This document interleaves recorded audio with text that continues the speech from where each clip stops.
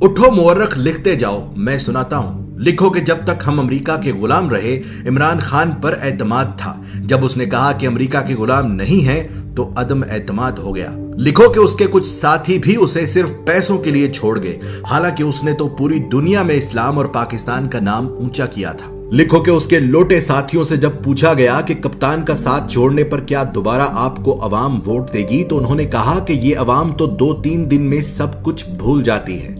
लिखो कि तारीख में पहली मर्तबा अदम एतमाद आया, और वो भी उस वजीर आजम पर जिस पर कोई करप्शन का इल्जाम तक नहीं था। लिखो कि जावेद लतीफ नामी नून लीगी रहनुमा ने सरेआम टीवी चैनल पर कहा कि हाँ, हमने पैसे देकर MNAs खरीदे हैं, और ये सुनकर भी इलेक्शन कमीशन नामी मुकद्दस गाय सोई रही। लिखो कि जहां एक निकाह मनसूख करने के लिए भी जज वजह पूछता है, वहां 22 करोड़ आबादी के मुल्क के वजीर आजम को हटाने की वजह न किसी जज ने पूछी, न किसी इलेक्शन कमीशन ने। लिखो कि जहां रिश्वत गुनाह कबीरा में आती है, वहां पैसे और ओहदों के लिए MNAs ने डायरेक्ट बोलियां लगवाई। लिखो कि जब इमरान खान ने पाकिस्तान को आजाद करना चाहा, तो उसे झुकाने के लिए सारे सियासतदान मिल गए। लिखो कि इलेक्शन कमीशन ने हमेशा इमरान खान की हुकूमत के खिलाफ फैसले किए, लेकिन वो फिर भी मुकद्दस ही रही। उसने अमीन अली गंडापुर के भाई को सिर्फ अपने हलके में जाने पर नाअहल कर दिया, लेकिन MNAs को खरीदने पर बिल्कुल सोई रही। लिखो कि ईमान की इस खरीदो फरोख्त ने फिर से उस अमरीकी को सही साबित कर दिया जिसने कहा था कि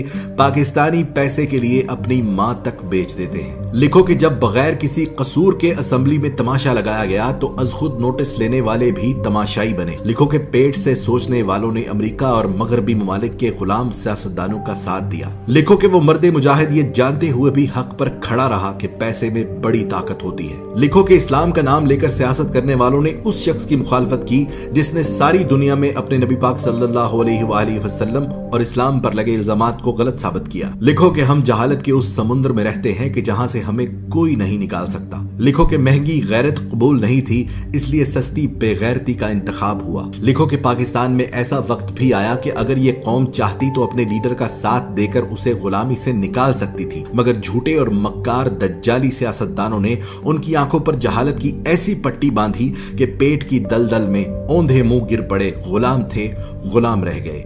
गुलामों के लिए अच्छी खबर यह है कि अल्लाह ने इस कौम पर तरस खाकर एक बहादुर लीडर दिया जो उनकी गुलामी की जंजीरें तोड़ना चाहता है। पर इस कौम ने कहा कि मैं अमेरिका और मगरिब का गुलाम था और रहूंगा।